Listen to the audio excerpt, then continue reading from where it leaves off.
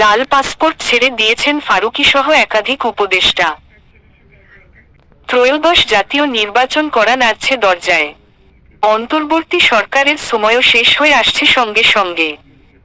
ঠিক এই সময় এসে সরকারের একাধিক উপদেষ্টা তাদের কূটনৈতিক পাসপোর্ট ছেড়ে সাধারণ পাসপোর্টের আবেদন করেছেন, অনেকে তা হাতে পেয়েও গেছেন বলে জানা গেছে।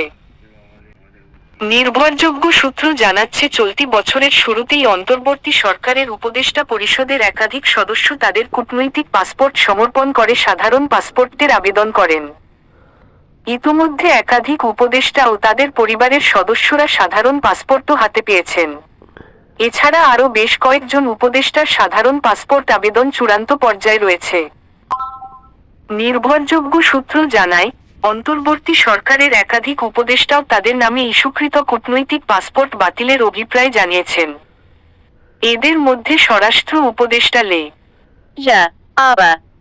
জাহাঙ্গীর আলম চৌধুরী, গৃহায়ন ও গণপূর্ত মন্ত্রণালয়ের উপদেষ্টা আদিলুর রহমান খান, উপদেষ্টা মুহাম্মদ ফাউজুল কবির খান, অধ্যাপক ডা.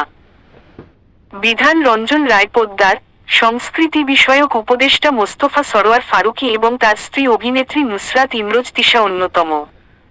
এর বাইরে আরও অনেকের আবেদন থাকতে পারে, তবে বাকিদের বিষয়ে জানা সম্ভব হয়নি। প্রাপ্ত তথ্য মতে, উপদেষ্টা পরিষদের সদস্যদের মধ্যে প্রথম আদিলুর রহমান খান 25শে জানুয়ারি কূটনৈতিক পাসপোর্ট সমর্পণের অভিপ্রায় জানিয়ে পররাষ্ট্র মন্ত্রণালয়ে চিঠি দেন।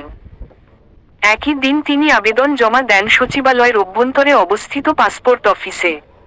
পরে স্বরাষ্ট্র মন্ত্রণালয় থেকে পাসপোর্ট অধিদপ্তরকে প্রয়োজনীয় ব্যবস্থা নিতে বলা হয়।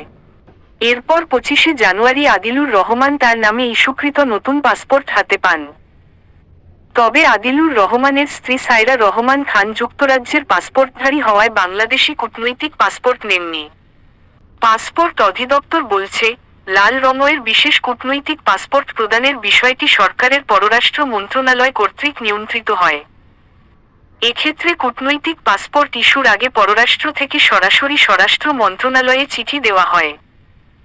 পরে সেখানকার নির্দেশনার ভিত্তিতে পাসপোর্ট প্রদানের ব্যবস্থা নেয় পাসপোর্ট অধিদপ্তর। একইভাবে কূটনৈতিক পাসপোর্ট বাতিল বা সমর্পণের বিষয়ে পররাষ্ট্র মন্ত্রণালয় থেকেই সিদ্ধান্ত নেওয়া হয়ে থাকে।